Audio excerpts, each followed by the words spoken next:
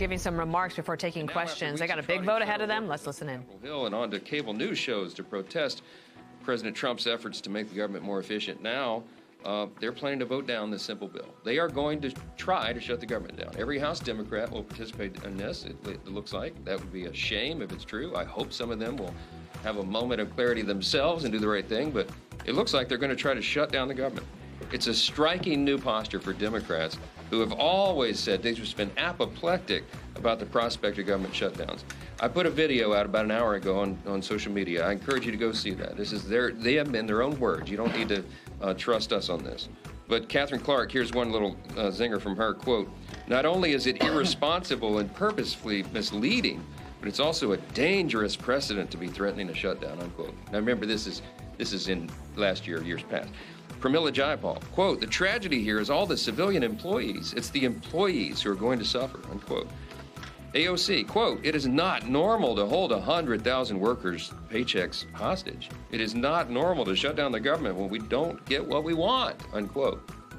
I don't think I've ever agreed with her before. She's exactly right. Jerry Nadler said, quote, "Shutdown is really an extremist policy designed to appeal to an extremist base and hold the whole country hostage." Yeah, we agree.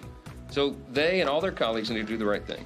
Democrats have been insisting they're fighting for federal workers. You're about to see, again, on vivid display, very clear the contrast.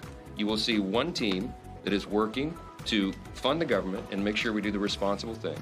And you're going to see another posing the CR because they've now exposed the truth. They're not for federal workers. They're not for anyone. All the people they've said in the past that are going to be harmed would be by their votes.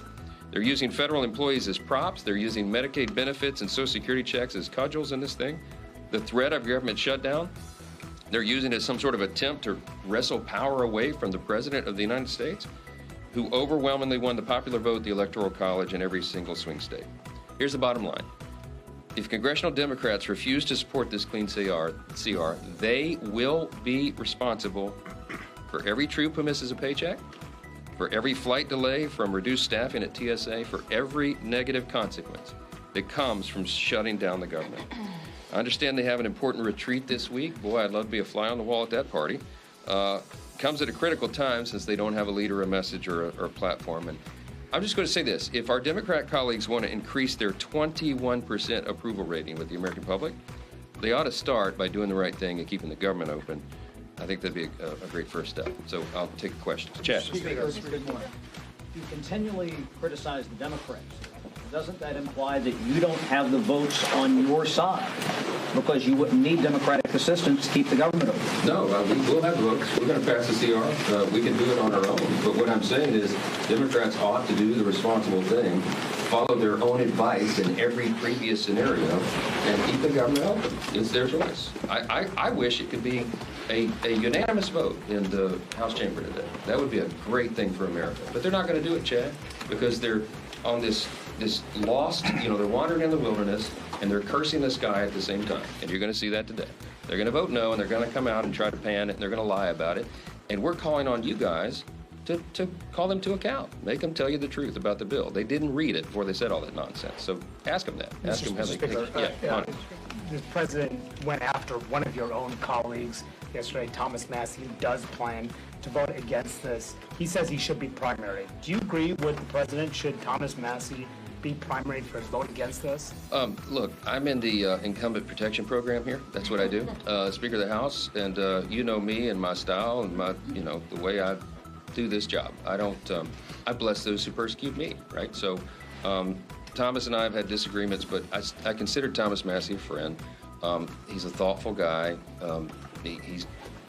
I guess he'll tell you he's doing what he thinks is right on this. I just vehemently disagree with this position, but I'll leave it at that. Mr. Speaker, you in the past did not vote for CRs when you were a rank and file member. You have said in the past that you were done with short-term CRs. By my count, my math might be a little off. This will be the 5th continuing resolution that you're presiding over as Speaker of the House. Yeah. What do you say to your conservative colleagues who have heard you in the past promise that you were going to start to go through a regular appropriations process, but yet again find themselves in a position where they have to take a difficult vote on a CR? Yeah, it's a great question. I'll rewind and replay the chairman of the House Freedom Caucus here, Dr. Andy Harris, who said it so well.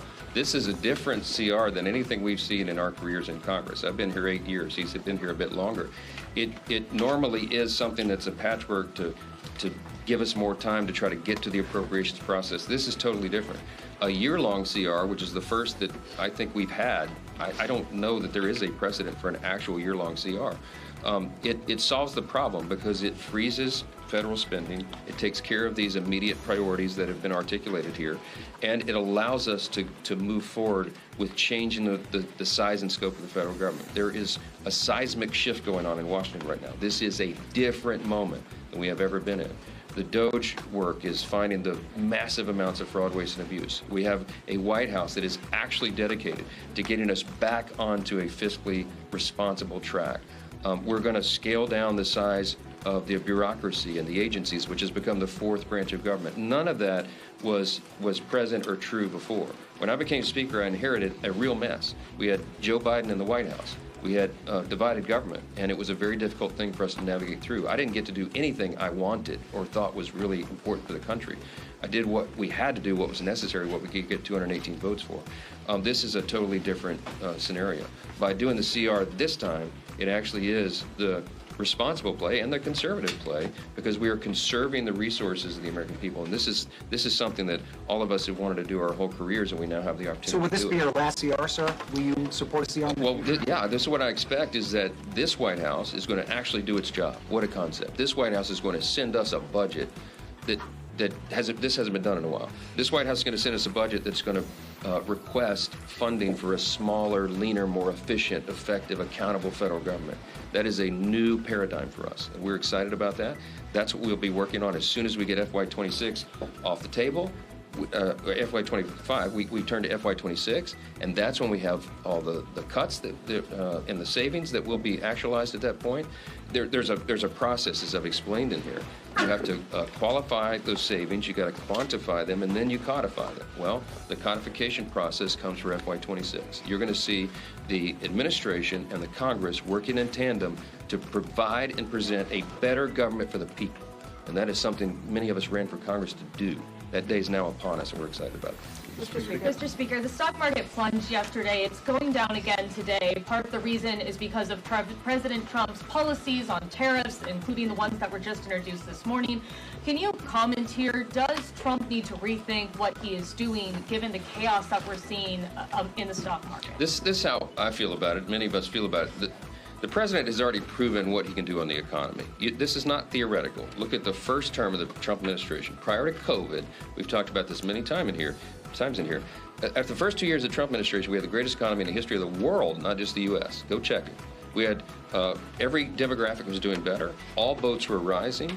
We had a thriving U.S. economy. We were booming, and that's because of the policies and the strategy that President Trump led and delivered.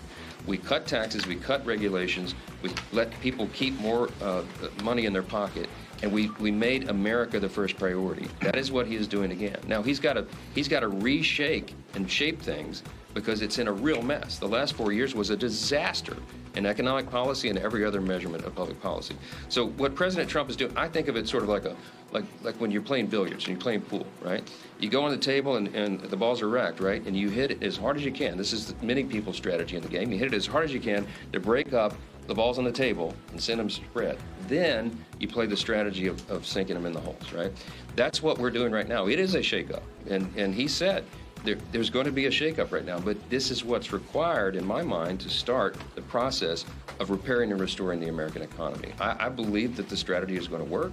I believe that sometimes when you shake up, that it's a violent thing on the table, right? In the game metaphor.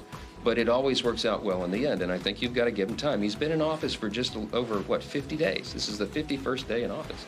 Give the president a chance to have these policies play out. That's where we are on it. Mr. Speaker, in your estimation, what crime did Mahmoud Khalil commit to warrant his arrest, detention, and the potential revocation of his green card? Let me tell you something. I went face down the angry mob at Columbia at the height of that stuff, when the pro-Palestinian, pro-Hamas protesters were there. I'm telling you, this is my own observation, not something I read in the newspaper. It was dangerous.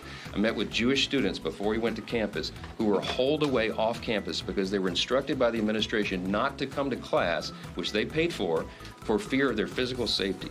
The administrators there refused to take control of that campus. They refused to allow the PD to come, the police department to come in and take control, and it turned into a chaos.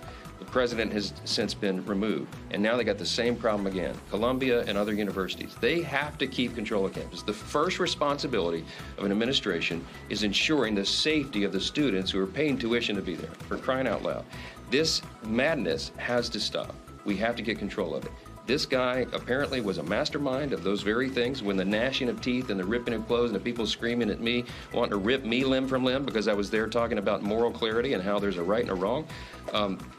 They were doing that. They disrupted the campus. They were threatening physical violence to their fellow students. If you're on a student visa, I'm going to say this clearly. If you are on a student visa and you're in America and you're an aspiring young terrorist who wants to prey upon your Jewish classmates, you're going home. We're going to arrest your tail, and we're going to send you home where you belong. And this is just getting started. So, look, I appreciate free speech. I used to defend it in courts, but this is far beyond the pale of that. When you are threatening your classmates and spewing anti-Semitism and all this hatred, it's enough. And I think the American people understand that. They're supporting it, and I'm glad we have a president who's strong enough to lay down the law. Thanks a lot.